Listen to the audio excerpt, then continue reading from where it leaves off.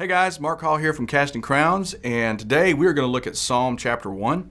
I tried something recently that I thought was going to have one result and didn't have as much as I thought, but I'm a little hefty, as we mentioned in the last video, and so I decided I was going to try something, and I'm one of those, I don't have a lot of discipline, so it kind of just has to be chop, right? Matthew chapter 5 says, if your right hand offends you, cut it off, right? So I thought I just need to cut some things off in my life, and so I decided that this year I was going to drink no sodas, no sodas at all, and no sweet tea. Now, if you're from the West Coast, I don't know if you are really into the beauty of sweet tea, but it's basically pancake syrup in a cup. But I decided I was not going to do it, and for a whole year, drink only water and some juices. Man, I got fired up, dude. I'm on Twitter zinging it out there about that. I'm calling it Hydro Force. People are joining it with me. And dude, I haven't had one. It's been pretty awesome. Now, about 4 weeks ago, I had just all the allergy stuff just attack, right? And I had to go to the doctor, had to weigh myself, and I haven't had a soft drink or a sweet tea this entire year, and I am fatter than I have ever been.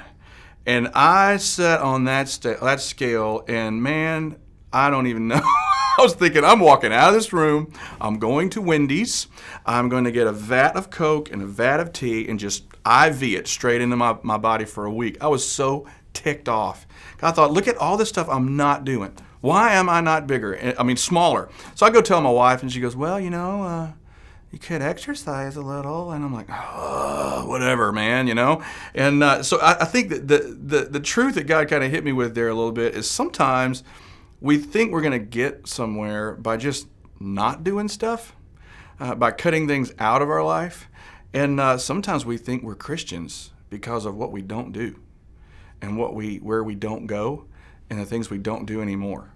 And as great as that is, sometimes I think a lot of our lives as believers are really just diets that we go on. And I love Jesus, so I'm not going to do any of this stuff. And we cut it off, which is a good thing, but we don't add anything to, right? Psalm chapter 1 is really, really good stuff. It's one of those verses that I quote a lot to my kids. Check this out. Verse 1, blessed is the man who walks not in the counsel of the wicked, nor stands in the way of sinners, nor sits in the seat of scoffers. But his delight is in the law of the Lord. Side note, the song Slow Fade comes from Psalm 1.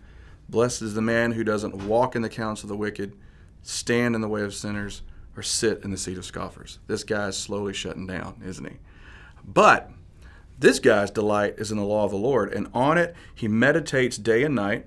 He is like a tree planted by streams of water that yields fruit in its season. Its leaf does not wither, and everything he does prospers. That's good stuff. You got to have some roots. I have to guard my time with God. I believe wholeheartedly that the first thing the enemy's coming after in my life is my time with Jesus. He would much rather me coast on Sunday to Sunday and some lesson that I hear once a week.